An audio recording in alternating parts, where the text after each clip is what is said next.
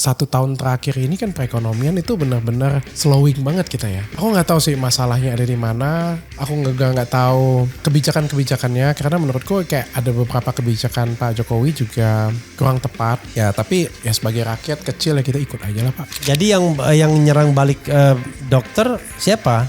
Orang-orang yang menggunakan dengan cara yang salah lah. Menggunakan bahan-bahan berbahaya dengan cara yang salah. Ya terganggu kan pasti.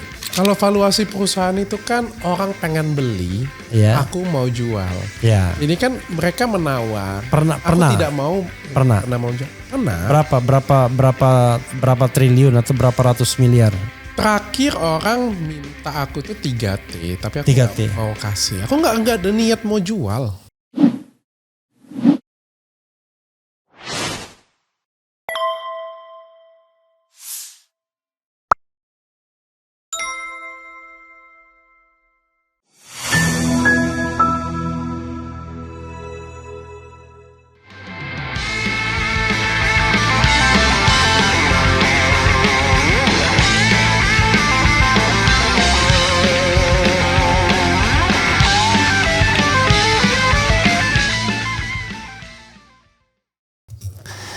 Assalamualaikum warahmatullahi wabarakatuh. Waalaikumsalam. Sobat RH sekalian, jumpa lagi kita di channel yang keren ini. Keren jadi meja lagi. Ya sobat RH sekalian, saya punya tamu istimewa ya. Ini saya juga bingung ini orangnya. Tapi yang jelas profesinya dokter ya. Tetapi embel-embelnya banyak. Ada pebisnis, kemudian ada YouTuber. Pokoknya pemain utama juga di media sosial. Levelnya sudah seperti Raffi Ahmad dan lain sebagainya. Atta Halilintar. Dr. Richard Lee. Halo Bang. Oke. Selamat malam, selamat pagi, selamat sore, selamat siang Dok. Kalau boleh diceritakan Dok ya. Kan ini kan agak unik juga dokter ini kan. Dari seorang dokter ya. Dokter itu kan biasanya jarang yang kreatif biasanya. Dokter kan biasanya lempeng hidupnya tuh, ya kan? Soal medis. Tapi dia kok bisa bangun bisnis. Oke lah, bisnisnya masih bisnis yang terkait ya. Kemudian bisa jadi selebgram, YouTuber yang dikenal orang. Itu bisa diceritakan jalan ceritanya seluas-luasnya Dok, biar masyarakat tahu. Sebenarnya kecemplung sih dan itu nggak sengaja. Sebenarnya kan saya kalau ditanya passionku yang paling tinggi adalah sebenarnya bisnis dan manajemen ya. Dari dulu kan waktu bantu di Sinarmas, di perusahaan Sinarmas aku juga gedenya kan di manajemen ya. Aku nggak suka sebenarnya kayak 1 lawan 1 dengan pasien. Ngobatin pasien secara langsung. Gak suka itu gak nyaman ya. Walaupun banyak pasien selalu ngomong wah dengan Dr. Richard enak banget.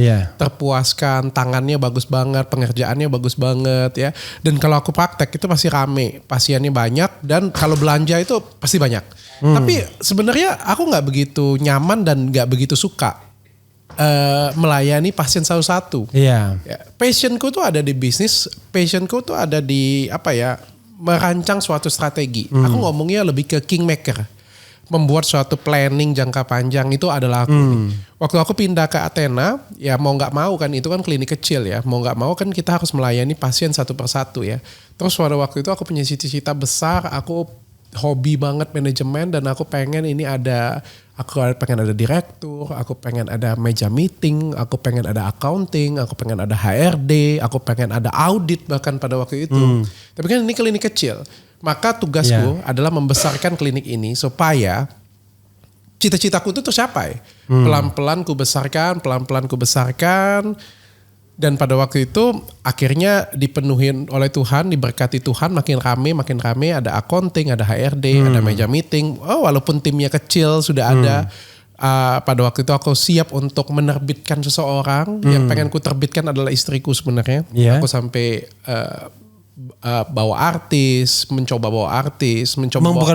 mengorbitkan. Berusaha mengorbitkan. Kalau menerbitkan itu edisi surat kabar. Berusaha mengorbitkan lah. Karena kan istri kan cantik ya. Kita kan tahu diri ya, kita jelek ya. Jadi kan siapa bilang? Wah, dulu modalnya dulu. Sekarang udah cakep sekarang. Dulu ya. Jadi kan kita sadar diri kita ini jelek. Terus juga aku kan gak ada alis. Jelek lah. Pokoknya secara total itu bukan tipe kecantikan banget. Abang lo kalau ngelihat aku sekarang seperti ini ya, mungkin penampilan menarik, oke. Tapi kan kalau dibandingkan dengan cowok-cowok K-pop yang mulus banget gitu kan jauh banget aku, bukan ke sana. Bukan ke arah sana. Jadi aku ngerasa nggak pantas diri ke sana. Dan aku ngelihat istriku lebih cocok mungkin kan. Jadi berusaha aku orbitkan lah. Aku mendatangkan TV, aku mendatangkan artis untuk disandingkan dengan istriku. Cuma istriku kan public speakingnya memang tidak sebagus aku. Dan keterbatasannya banyak. Jadi selalu aku buatin skrip untuk dia. Dari skrip itu 100%, yang muntah cuma 50%. Gitu kan. Sampai akhirnya suatu hari itu sebuah stasiun TV itu bertanya dengan istri. Dan istri itu gak bisa jawab. Dan aku karena greget, aku yang ambil mic itu dan aku yang menjawab. Nah sejak saat itulah kameranya pindah ke aku. Sejak saat itu kameranya pindah ke aku. Dan sampai sekarang akhirnya jadi kecemplung jadinya, nggak sengaja kan. Tapi waktu di Sinarmas memutuskan berhenti itu kenapa? Dipecat. Karena? Di PHK. Gara-gara? Covid? Karena enggak, itu kan di PHK-nya tahun 2014 tahun 2015 ya. PHK-nya karena aku bisa ngomong aku terlalu berprestasi sih. Jadi 2009 tuh aku kan naik jabatan terus, jadi direktur, naik jabatan, dari gaji aku cuma 10 juta sampai aku take home pay pulang tuh 150 juta. Nah, aku anak kesayangan CEO. CEO sayang dengan aku, direktur sayang dengan aku, semua sayang dengan aku. Cilakanya, dan aku berprestasi setiap kali ada perlombaan di perusahaan aku menang, level nasional selalu menang. Lomba apa? Kalau di Sinarmas itu selalu ada breakthrough. Jadi kayak selalu ada bikin new idea, breakthrough kayak gitu ya. Tidak harus di bidang kesehatan itu. Justru tidak boleh di bidang kesehatan, justru harus di bidang kehutanan.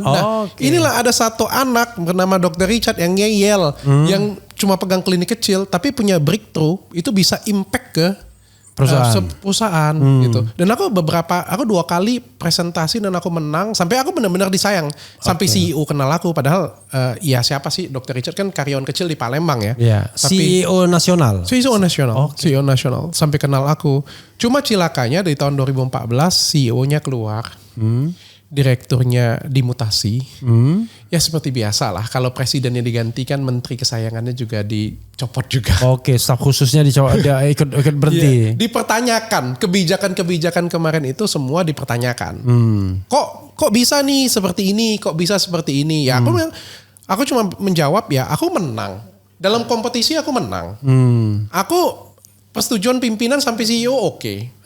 Kalau misalnya kalian pertanyakan ini kan agak aneh kan Kak. Tapi pimpinan yang baru kan mungkin tidak sependapat dengan pimpinan yang lama. Namanya juga penggantian presiden namanya kan. Ya udah, kalau tidak dibutuhkan lagi aku bilang ya aku akan duduk manis. Dan pada waktu itu kan keputusannya adalah di PHK, ya aku terima. Loh, di PHK itu kan kalau ada kesalahan, nih kesalahan gak ada gimana? Bisa kan bayar pesangon. Aku dibayar pesangon full. Artinya intinya mengundurkan diri ya. Di PHK itu namanya PHK. Tetap PHK tapi dibayar. PHK itu bisa sepihak dari perusahaan. Tapi kan harus bayar pesangon full. Gak boleh juga sepihak.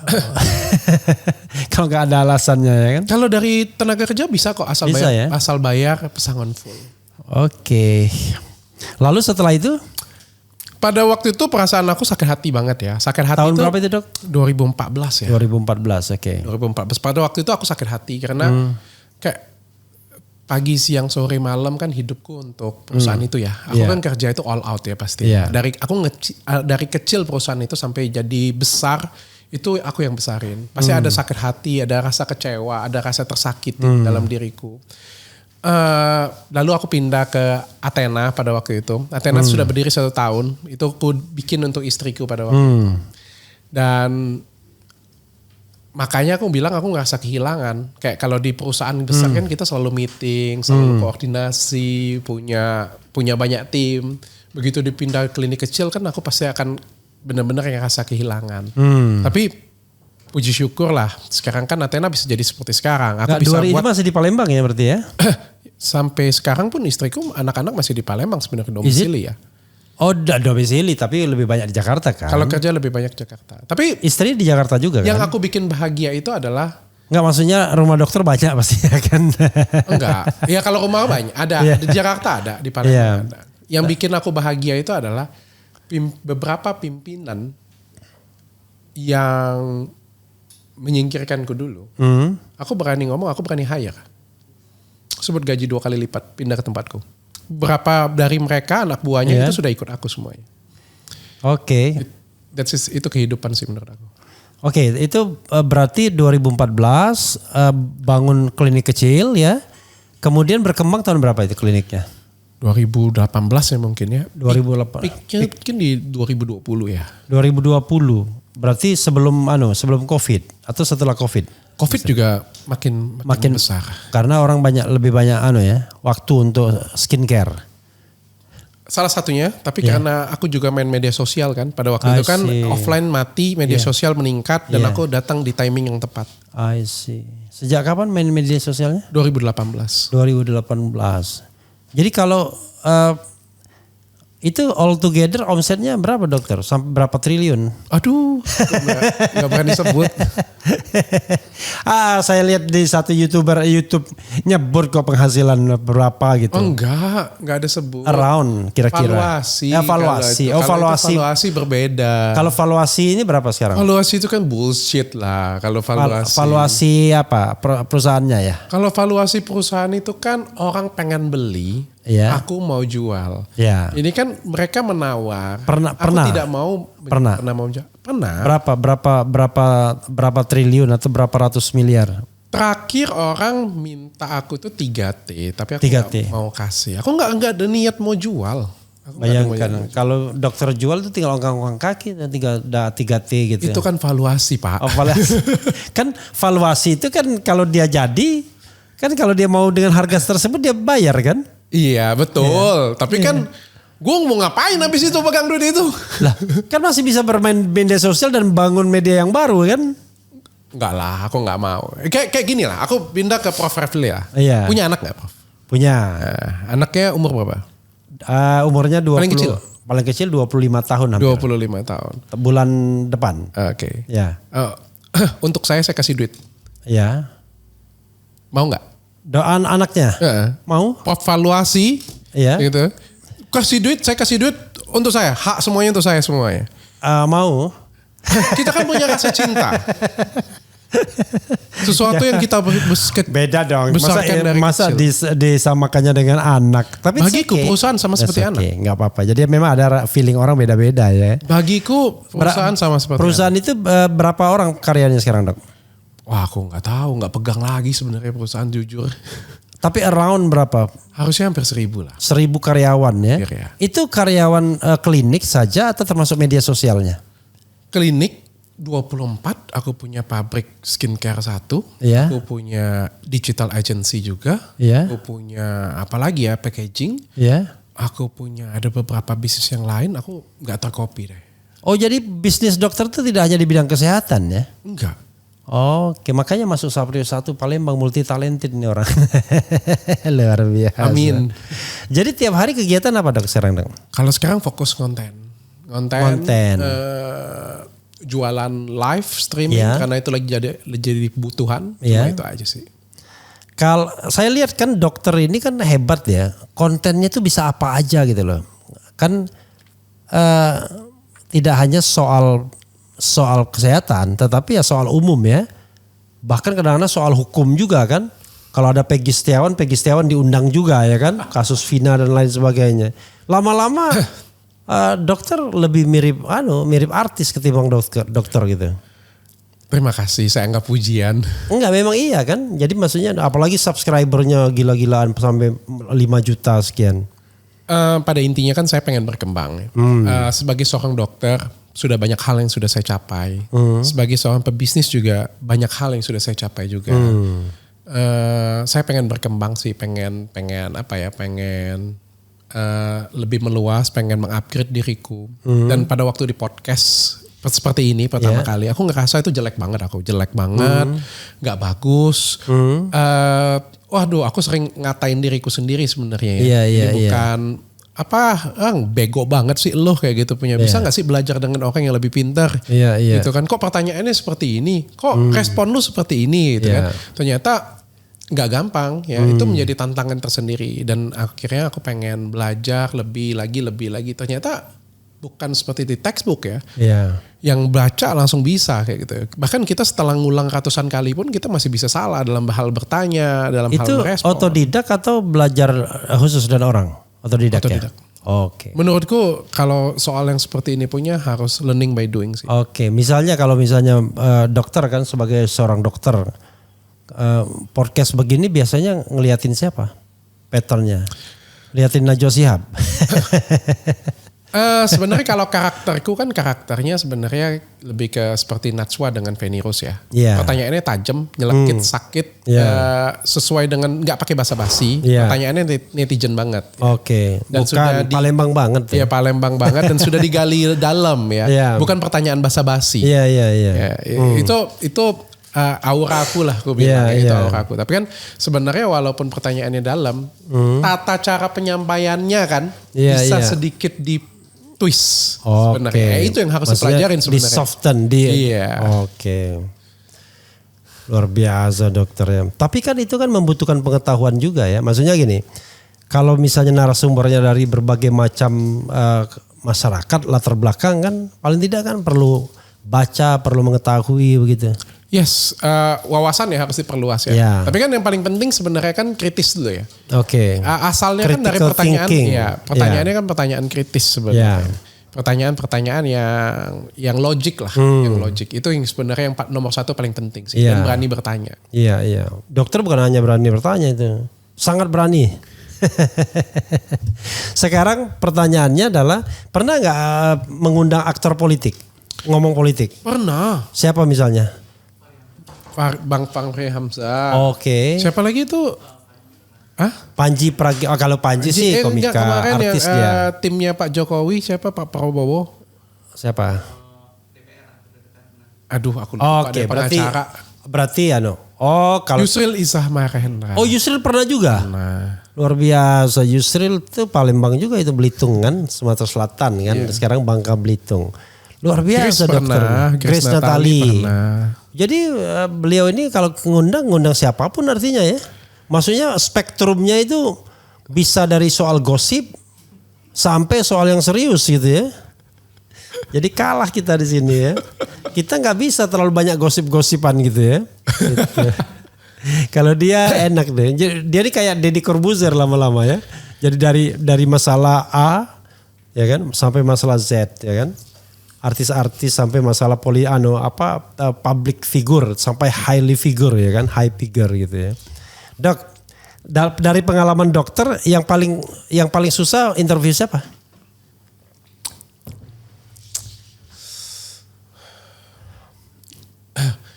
Yang paling susah diinterview siapa? Menginterview siapa? Iya. Orang atau tipe? Orang lah langsung aja. Kalau tipe sih Muhammad Gaga.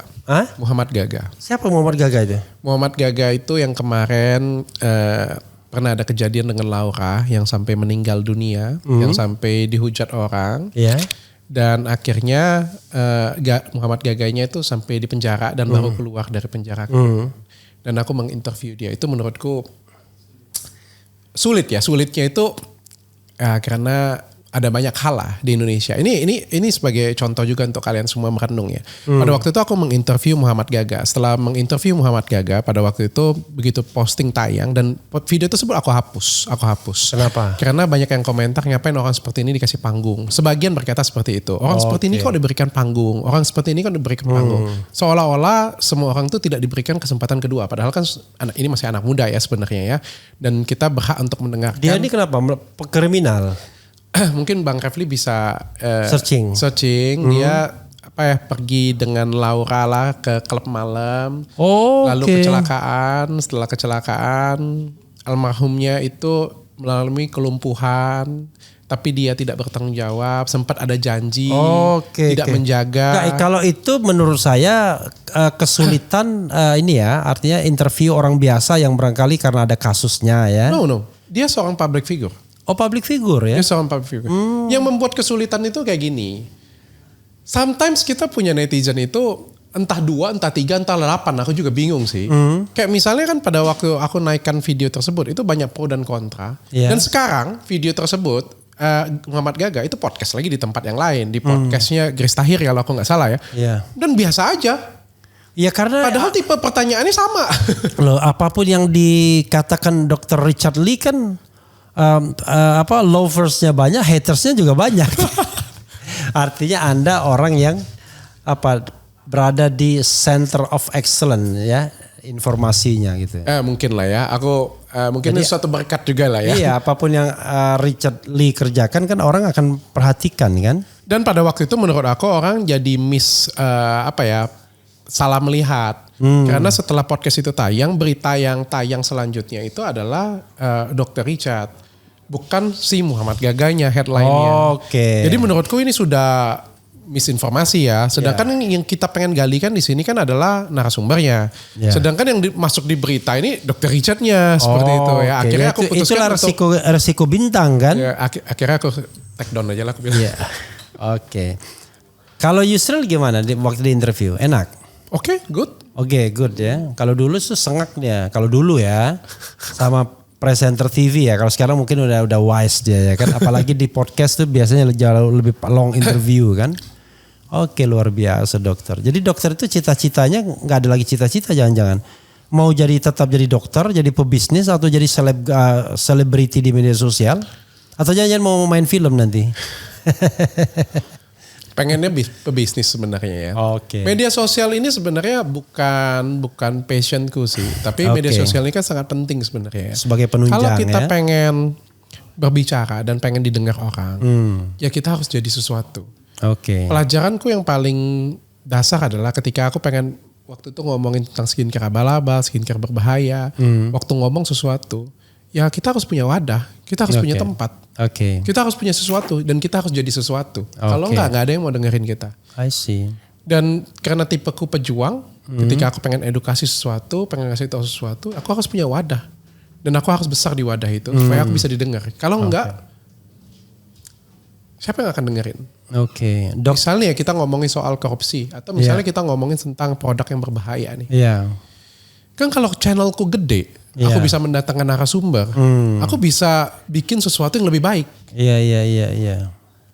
Jadi dokter itu to some extent ada idealisme tertentu yang ingin diperjuangkan melalui media sosial ini, atau cuma ya mungkin kebanyakan artis ya sekedar media untuk meningkatkan bargaining aja. Aku nggak cari duit dari media sosial. Meskipun kalau ditanya pasti dapat duit ya. Oh iya dong. Aku dapat duit dari YouTube, aku dapat duit dari Instagram, mungkin ada beberapa lah endorsement yang masuk, TikTok juga ada yang masuk. Tapi aku nggak cari duit dari situ. Karena sejujurnya apa yang didapatkan dari media sosial ini dibandingkan dengan bisnisku. Oh iyalah, Pak, nggak ada apa-apanya pasti. Bandingannya jauh banget. Jadi sebenarnya aku nggak cari duit di sana. Yang ku cari sebenarnya adalah bisa kasih edukasi, bisa kasih manfaat untuk masyarakat, bisa memberikan kayak kewarasan untuk masyarakat. Itu yang paling penting sih sebenarnya sih. Karena ya dapat duit, tapi kan yang paling penting itu sebenarnya bisa nyelipin unsur edukasi. Kayak misalnya ada orang yang lagi bercerai, lagi heboh, tapi aku mencoba menselipkan suatu edukasi misalnya kayak gini. Wanita kalau misalnya sudah menikah dengan seorang laki-laki, kalian tuh harus tetap taruh value kalian loh. Kalian tuh tetap harus sekolah, training ya. Bermanfaat untuk orang lain. Cantik itu untuk diri sendiri, bukan untuk suami kita. Ya. Kalian ibadah untuk siapa? Untuk diri kita, bukan untuk emak kita. Kita sekolah untuk siapa? Tentu saja untuk diri kita, bukan untuk orang tua kita. Ya, yang kedua mungkin bisa membanggakan orang tua. Yang kedua kalau misalnya kita cantik bisa bikin suami makin sayang. Tapi nomor satu karena kita menghargai dan mencintai diri kita dulu. Nah value itu kalau aku ngomong di depan kamera seperti ini nih, siapa yang dengar? Iya. Tapi ketika ada kasus yang bisa masuk, maka banyak yang bisa dengar pesan ini. Seperti misalnya juga kayak ada suatu produk yang berbahaya misalnya. Aku ngomong di depan kamera gak ada yang dengar. Tapi begitu ada korban yang viral, aku datangkan. Maka ngomongnya akan lebih relate, lebih mudah. Edukasinya lebih nyampe. I see. Karena itu dokter jadi powerful gitu ya. Masih udah muda, uangnya banyak, kan, bisnisnya banyak, gitu. Kemudian media sosialnya berpengaruh. Luar Amin. biasa. Dokter merasa ada musuh nggak kalau dalam kehidupan ini? Banyak lah. Banyak. Belum selesai pertanyaannya sudah aku jawab. Banyak lah. Enggak, maksudnya kalau musuh netizen itu nggak usah kita hitung. Itu kan nggak real kan. Pak, kalau netizen, masyarakat, saya nggak hitung. Iya. Karena ketika kita memperjuangkan sesuatu, pasti ada yang setuju, pasti ada yang tidak setuju. Okay. Orang sepertiku mungkin ada beberapa orang bilang itu kontroversi. Tapi menurutku ini bukan kontroversi. Karena aku rasa apa yang aku perjuangkan ini benar. Ini adalah perjuangan. Kalau misalnya, ini bukan aku menyamakan diriku dengan pahlawan ya. Yeah. Kalau misalnya ada suatu orang nih, Jenderal Sudirman nih, ya kan, ada seperti sekarang nih memperjuangkan bangsa Indonesia. Percayalah, sekarang juga pasti ada yang ngomong, wah dia pansos, dia mau cari duit, ya kan. Tapi kan dia memperjuangkan sesuatu yang benar. Kalau Jenderal Sudirman pada waktu itu mendengarkan netizen yang pada waktu itu pegang handphone, mungkin nggak merdeka Pak sekarang Indonesia. Itu kalau Soekarno Hatta tidak diculik oleh pemuda Rengas Dengklok aja nggak merdeka gitu. Iya. Makanya aku bilang kan, ini kan bukan kontroversi, tapi memperjuangkan sesuatu. Kalau kita memperjuangkan sesuatu, pasti ada pro dan ada kontra. Yang penting kita ngerasa yakin, itu kita fokus aja dengan tujuan kita. Tapi apa yang aku perjuangkan ini adalah, aku menyinggung orang lain. Contoh, ketika aku ngomongin skincare abal-abal, emang yang punya skincare abal-abal bilang terima kasih Dr. Richard. Ya, okay. Emang lu pikir yang punya mafia skincare abal-abal orang miskin? Mereka nggak bisa buat apa-apa. Mereka sudah nunggu Pak senjatanya. Cari celah salahnya Dr. Richard, tembak. Begitu aku ada kepleset satu, dor. Itu terjadi. Yang pernah ditangkap itu? Banyak, bukan hanya itu. Banyak hal. Tapi yang diperkarakan sampai ditangkap cuma satu kali itu ya? Cuma satu kali. Tapi secara media sebenarnya yang digoreng oleh mereka itu banyak banget lah. Banyak hal. Ya seperti pada waktu ada banyak hal lah, ada banyak hal memplot twist sesuatu misalnya. Yang namanya kan perusahaan ya, perusahaan itu kan pasti ada kekurangan, ada kelebihan ya. Misalnya perusahaanku ada sedikit kekurangan, ada yang BPOM-nya bermasalah, sempat disuspend oleh BPOM, itu digoreng oleh mereka, dijadikan berita seperti itu. Orang kan sudah nunggu kesalahanku. Ya satu-satunya cara untuk membuatku berhenti ngomong. Dan membuat orang berhenti percaya dengan aku. Ini kan persaingan bisnis kan sebenarnya kan, bukan? Kalau aku mandangnya bukan persaingan bisnis. Tapi ini kayak suatu perjuangan yang kalau kita ngomong kayak gini lah, Bang Refli misalnya. Berjuang nih, memberantas koruptor. Gak mungkin kan koruptor yang bilang terima kasih Bang Refli? Iya, presiden aja gak terima kasih. Benar kan? Ya presiden aja gak terima kasih. Kira-kira kalau Bang Refli nih ya, ada di garda terdepan nih, memperjuangkan bunuh koruptor, hukum mati koruptor. Di garda terdepan, mati-matian dan mencolok banget. Kira-kira koruptor, ngapain dengan Bang Refli? Saya udah bilang, jangankan koruptornya, presidennya aja tidak terima kasih. Enggak, pertanyaannya kayak gini. Kira-kira mafianya akan ngapain? Ya udahlah serang balik lah itu. Itu namanya fight back. Itu kalau mending kalau serang balik. Pasti ngincernya bunuh. Iya, itu yang paling tinggi. Iya kan? Paling nomor 2-nya penjarakan. Ya. Rusak nama baiknya. Hilangkan pekerjaannya. Ya kan? Itulah yang pasti terjadi, nggak mungkin nggak. Ini bukan persaingan bisnis. Kalau persaingan bisnis itu antara yang benar dengan yang benar. Tapi jadi ketika kita ngomong benar dengan yang salah, ini bukan persaingan. Jadi yang nyerang balik dokter siapa? Orang-orang yang menggunakan dengan cara yang salah lah. Menggunakan bahan-bahan berbahaya dengan cara yang salah. Ya terganggu kan pasti. Jadi gini, kalau kita bicara tentang produk kecantikan ya, skincare gitu ya. Kan banyak sekali yang kadang-kadang orang mengatakan, wah ini hati-hati ini bahaya gitu. Bahkan obat pun ada obat keras tuh. Ada teman saya tiap hari minum obat tertentu, saya nggak nyebut merek ya. Tapi belakangan tuh dibilang wah itu obat berbahaya itu. Itu mereka itu karena nggak ngerti atau memang sengaja tuh gimana Dok? Apanya nih? Siapa? Yang ngejual atau yang make? Yang ngejual dong, yang produsennya dong. Kalau yang jual sengaja lah. Sengaja pasti ya. Sengaja lah. Nggak mungkin dia nggak ngerti itu ya. Mana mungkin orang nggak tahu merkuri itu berbahaya. Kalau dia kan ada regulasi di Indonesia ya. Dia kan ngakalin regulasi, sudah pasti dia tahu lah itu berbahaya. Mereka itu menggunakan zat berbahaya itu karena zat itu efektif. Pengen hasilnya instan. Karena pengen kemudian langsung hasilnya lebih instan, langsung berdampak gitu ya. Kan saya lihat misalnya ini orang awam ya kayak saya, dan saya juga nggak tertarik soal kecantikan, tapi kan bertanya perlu kan. Misalnya gini, ada yang keras sekali obatnya itu sampai kemudian tipis kulit, tapi memang kinclong cepat banget. Itu gimana, Dok? Ya itulah yang dinamakan dengan penyalahgunaan hidroquinon. Oke. Hidroquinon dan merkuri kalau dipakai itu seperti itu. 2 minggu dipakai itu bagus, putih, kinclong, mengkilat 2 minggu aja. Tapi habis itu ya bisa rusak. Oke. Habis itu bisa rusak, bukan balik lagi. Kalau balik lagi itu cuma balik. Kalau ini tuh bisa rusak, bisa kegangguan syaraf, efek sampingnya banyak. I see. Kejadian di Minamata penggunaan Minamata merkuri. Itu tempat. Ya, tragedi Minamata di Jepang itu kan waktu kita sekolah kan sering belajar tuh tragedi Minamata di Jepang. Iya. Itu pabrik baterai itu membuang merkuri di sungai, lalu dimakan ikan, ikannya dimakan orang Jepang, gangguan syaraf semuanya. Iya. Jadi ikannya makan merkuri, kita makan ikan yang makan merkuri. Di Indonesia lebih hebat lagi, diolah langsung ke muka. Dia olah sampai untuk ke muka ya. Luar biasa. Dok, kita cerita lain ya. Yang mungkin netizen atau Sobat Era pengen tahu ya. Kalau kita bicara yang paling umum kan, artis dan tokoh politik ya. Dokter punya favorit gak? Kalau misalnya, kalau artis lah misalnya, ada favorit?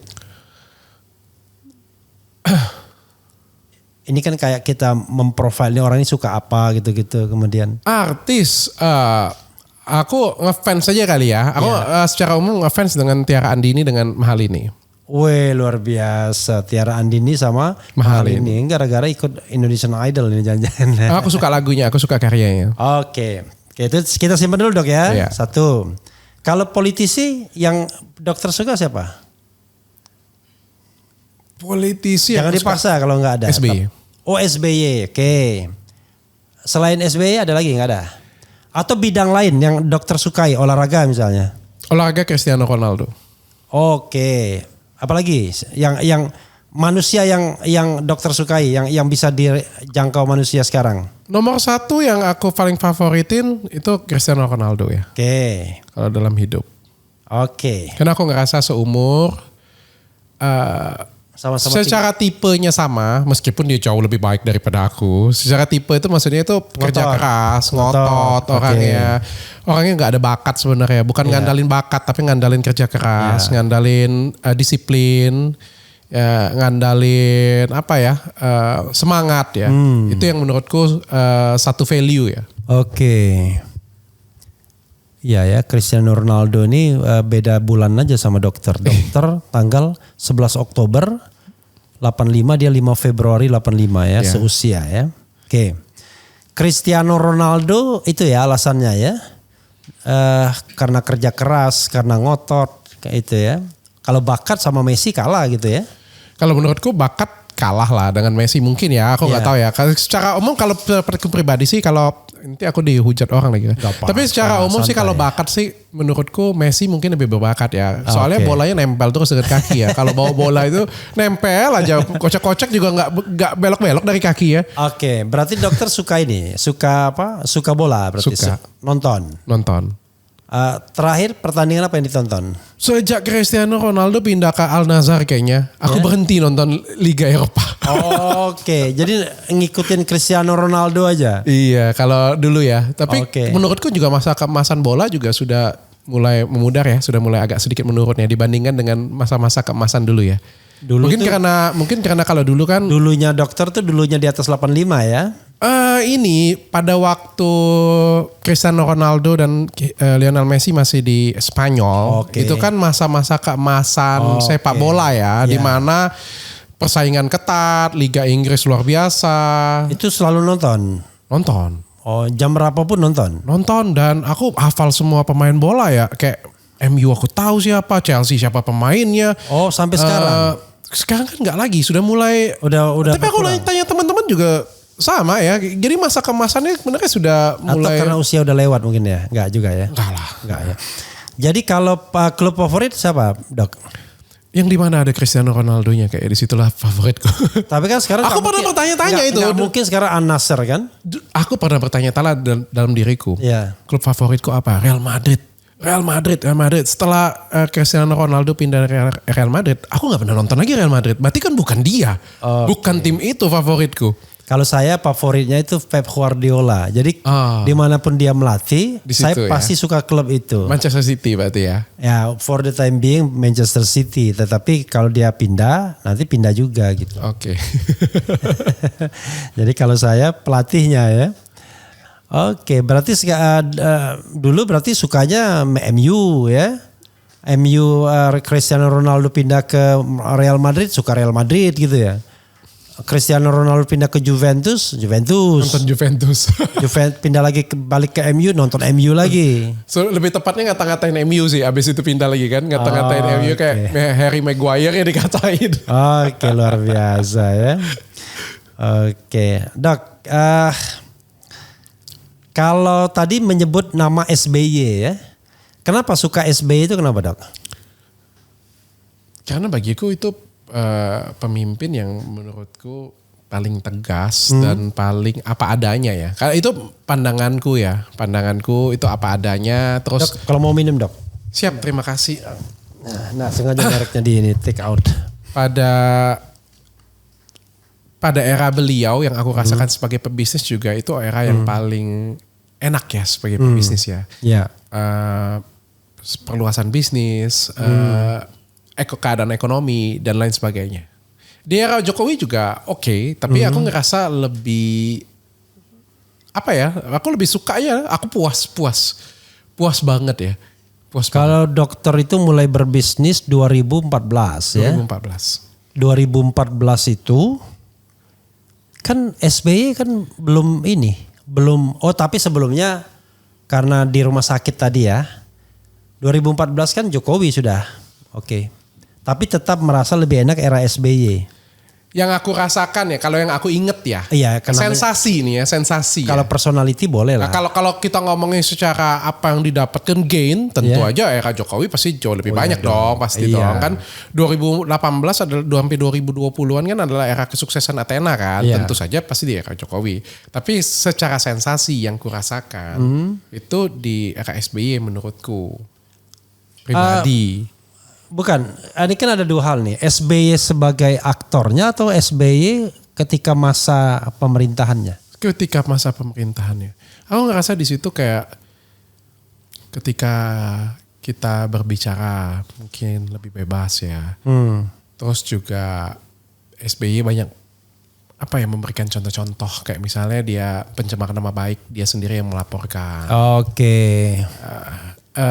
Pada waktu itu demo-demo juga sangat diperbolehkan.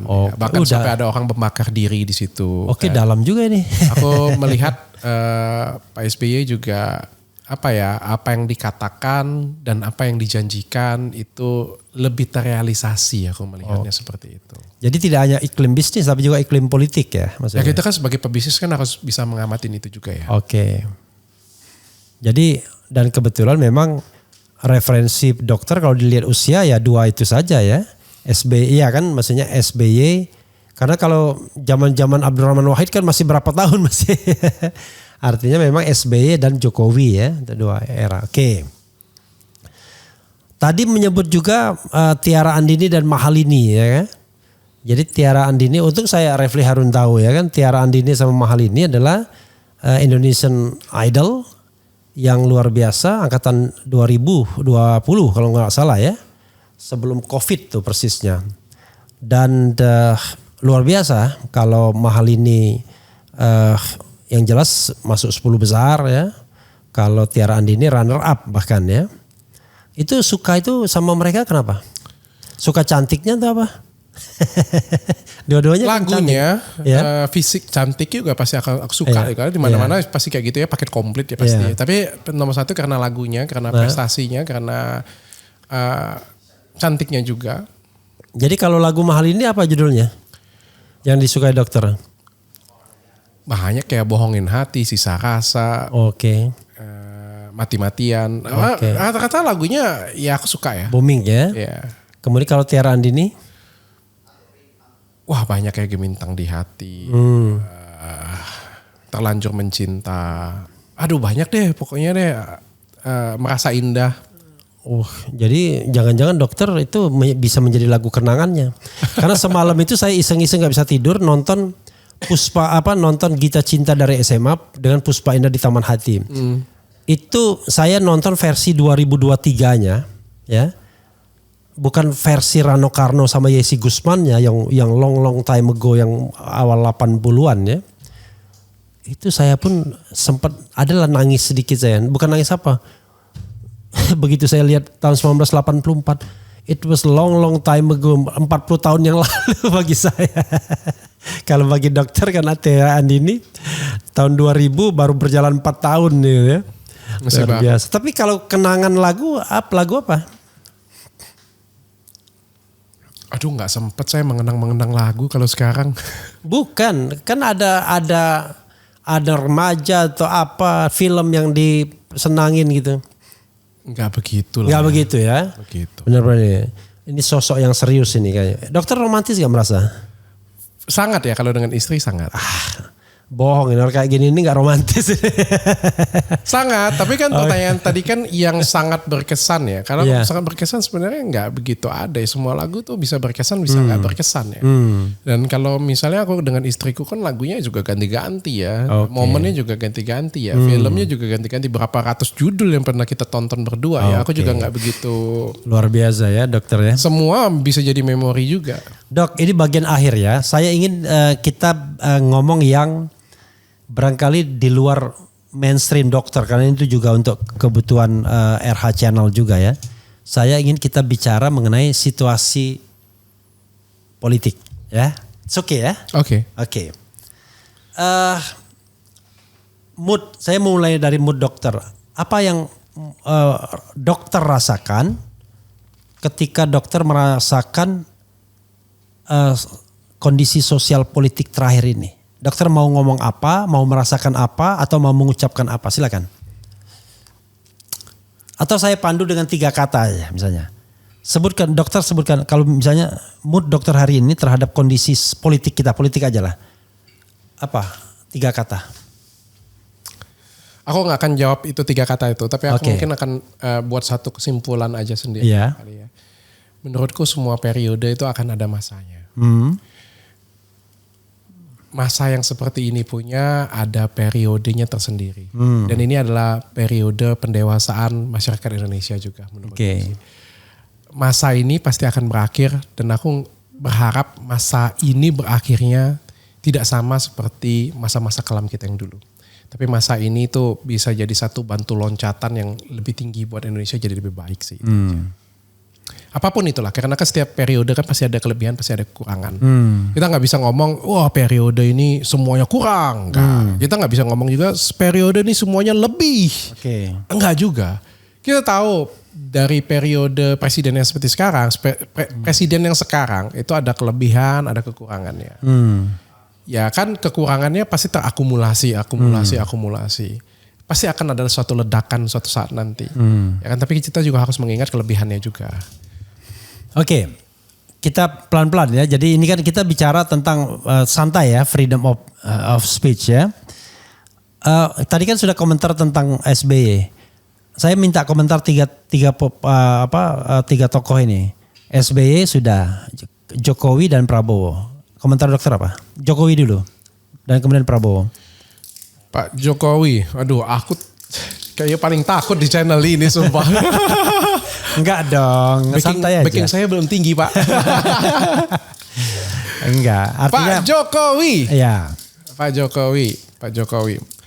Jokowi sebenarnya yang aku suka itu pembangunannya ya. Pembangunannya aku suka. Tapi secara aku nggak tahu ya, aku nggak bisa bandingin apple to apple ya. Tapi karena perekonomian menurutku di tahun ini berat banget. Tapi kalau kita harus bandingin dengan negara-negara lain pasti ya. Silakan. Di era COVID kita mampu stand up, mampu gagah. Tapi aku ngerasa terutama di 1 tahun terakhir ini kan perekonomian itu benar-benar slowing banget kita ya. Aku nggak tahu sih masalahnya ada di mana. Aku nggak tahu kebijakan-kebijakannya, karena menurutku kayak ada beberapa kebijakan Pak Jokowi juga kurang tepat. Ya tapi ya sebagai rakyat kecil ya kita ikut aja lah Pak. Nggak apa-apa. Jadi saya tidak membantah apapun yang dokter ingin sampaikan aja. Justru karena tidak dibantai itu jadinya saya takut Pak. Bukan begitu. Kalau dibantah nanti netizen marah. Nanti dibilang, ini kok membantain dokter Richard. Ya wajar aja saya setiap hari ngomong politik kan gitu. Makanya saya pengen dokter yang mengapresiasi. Takut Pak ngomong politik Pak. Ngomong yang lain-lain skincare aja Pak. Skincare sudah selesai kita ngomong skincare. Oke. Kalau Prabowo belum tahu. Aku belum bisa menilai, tapi sosok Pak Prabowo kan orangnya tegas ya dan orangnya humble, baik banget. Aku berharap ada perubahan yang lebih baik ya. Perubahan yang lebih baik, yang luar biasa dari tangan Pak Prabowo. Perubahan apa misalnya yang diharapkan? Pak, kita sama-sama tahu bahwa hukum di Indonesia ini harus direformasi. Itu nomor satu. Semua lini hukum di Indonesia itu harus direformasi. Baik itu dari sisi yang polisian, dari kejaksaan, dari kehakiman, semuanya harus direformasi. Dan harus berani reformasinya. Itu sih sebenarnya yang harus kita harapkan. Yang kedua dari sisi perizinan dalam usaha. Kita selalu ngomong perizinan itu gampang. Mana yang gampang? Aku yang ada di lapangan. Susah. Perizinan susah. Pak, perizinan susah Pak. Oke, jadi dokter ngomong yang mudah itu di mana Pak? Adalah satu daerah yang mudah. Itu pun kalau aku kenal. Kalau yang kagak kenal Pak, susah Pak. Oke, jadi dokter ngomong itu based on personal experience ya. Iyalah, pengalaman susah. Pribadi ya. Gini, kalau soal perizinan usaha, oke, itu pengalaman pribadi banget. Tapi soal hukum itu loh yang nyentuh-nyentuh gitu, itu karena pengalaman pribadi juga. Pengalaman pribadi lah. Sekarang kita ngelaporin orang aja kan susah. Kadang-kadang sampai sekarang tuh aku disuruh ngelaporin orang pun aku males mau ngelaporin. Ya dalam hatiku kecil. Ini perasaanku ya. Perasaan kecil. Seorang masyarakat kecil merasakan emang diproses. Itu perasaanku. Ya. Itu kan kalau soal melaporkan. Tapi yang potensi untuk dipenjarakan sudah pernah kan, dilaporkan apalagi orang. Hukum ini kan sesuatu hal yang ada beberapa orang yang areanya itu abu-abu ya, yang bisa iya bisa enggak, itu kan sangat berbahaya sekali sebenarnya sih. Makanya benar-benar butuh reformasi sih sebenarnya di sini. Oh dalam ini dokternya, kalau seorang dokter aja sudah bicara reformasi hukum, apalagi orang hukum. Ya kan menyedihkan ya, kayak misalnya masih ada kasus seperti Peggy Setiawan di tahun 2024 kan itu sangat menyedihkan sekali. Dan kalau kita ngelihat sampai detik seperti sekarang, Peggy Setiawan sudah viral sampai detik seperti sekarang, apa nih langkahnya? Kan belum ada. Nggak ada yang dicopot, nggak ada yang dihukum, nggak ada yang dibicara, yang dibongkar. Sangat menyedihkan sekali kan menurutku. Di tahun 2024 loh. Kalau tahun 1990 oke lah kita ngomong. Ini tahun 2024 udah viral. Masyarakat udah tahu. Kan sangat memalukan. Kita berbicara seperti itu. Atau kita bicara Ronald Tanur. Apa tadi? Ronald Tanur udah ada CCTV-nya. Iya. Udah ada saksinya. Bisa divonis bebas. Yang anak-anak politisi itu ya? Iya. Kalau nggak direformasi apa namanya lagi coba? KM 50. Banyak lah Pak, kita ngomong banyak banget. Ya jadi kan kalau kita masyarakat kecil kan jadinya ya kalau nggak viral, mana ada lagi kata-kata kalau nggak viral no justice. Dokter merasa masyarakat kecil juga? Oh kok bisnis segini kok masyarakat kecil? Pak, selevel saya aja, kalau itu nanti di stage orang, selevel saya aja ngomong, perizinan susah. Selevel saya aja ngomong, ngelapor susah. Mau bayangin nggak orang lain yang bukan siapa-siapa, yang nggak punya apa-apa, nggak punya akses, nggak punya duit, ya?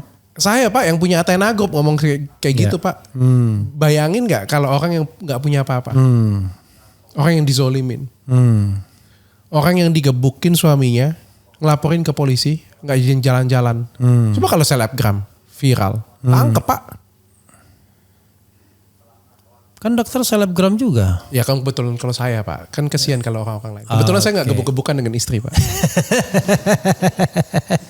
Dok, saya mau bicara, dokter ngikutin politik mutakhir, ngikutin lah ya, sedikit-sedikit lah pasti ya. Sedikit lah. Oke, yang paling mutakhir, apa tanggapan dokter mengenai pengunduran diri Erlangga Hartarto? Tiba-tiba nggak ada hujan, nggak ada angin, sukses Golkar sebagai partai yang nomor 2 di DPR.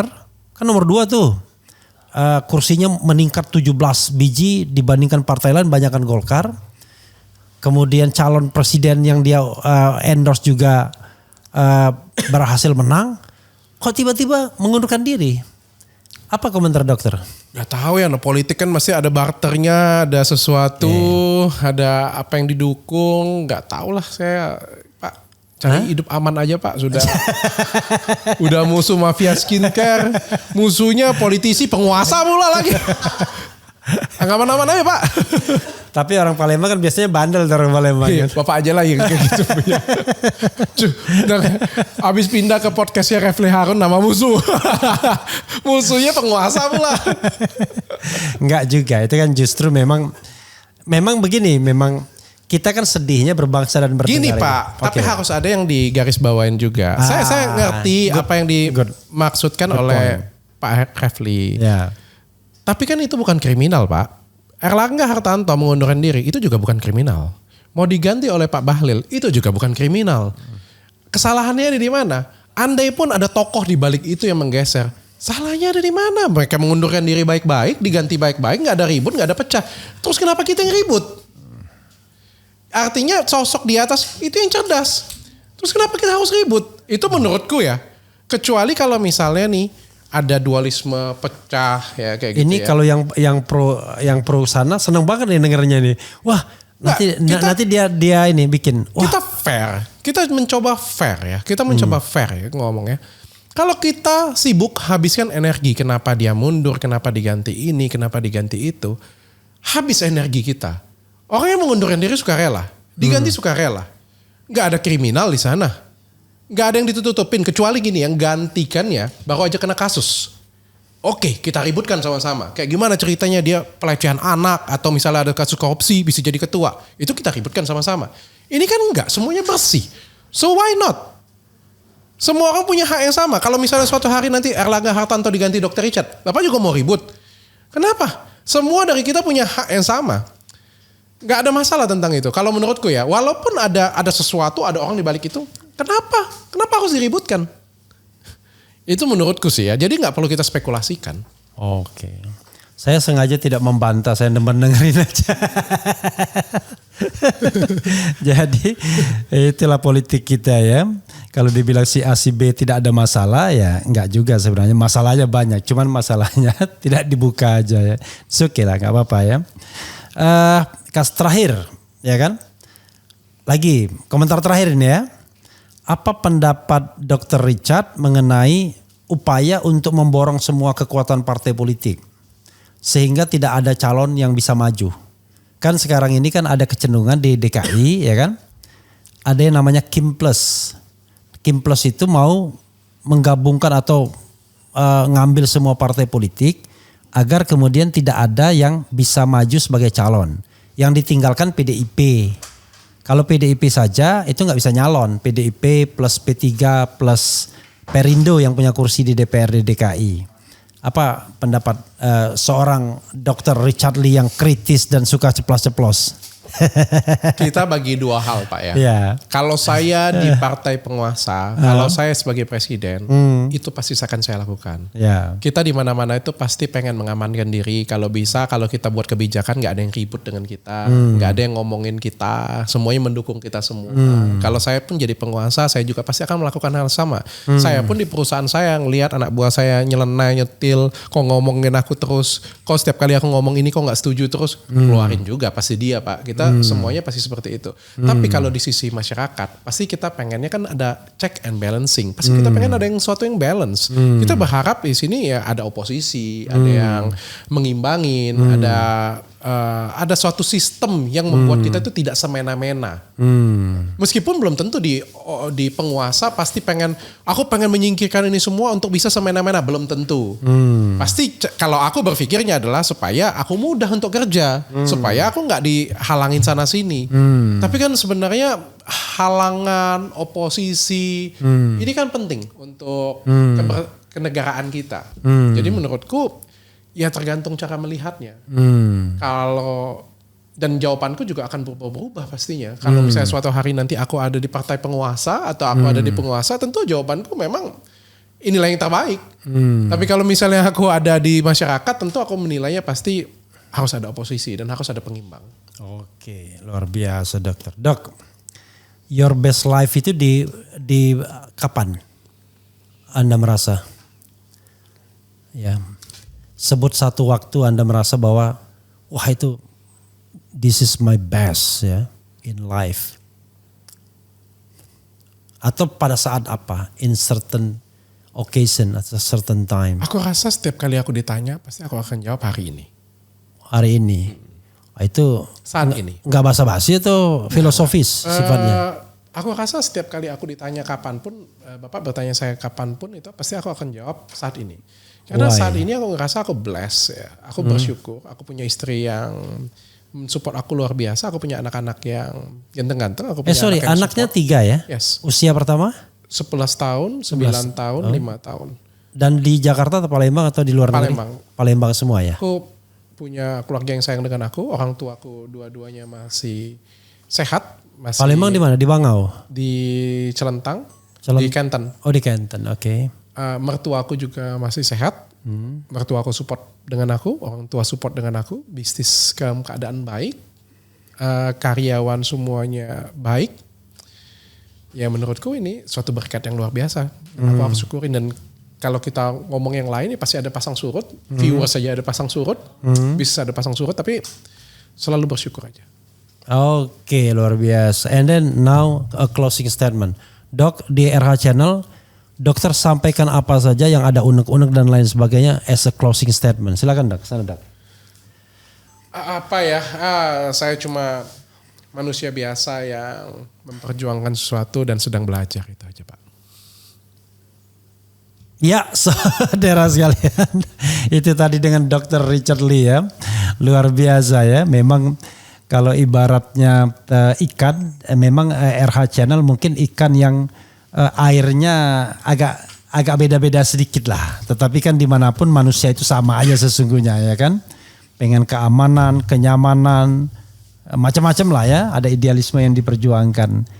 Makasih Dr. Richard Lee. Wassalamualaikum warahmatullahi wabarakatuh. Ayo Dok.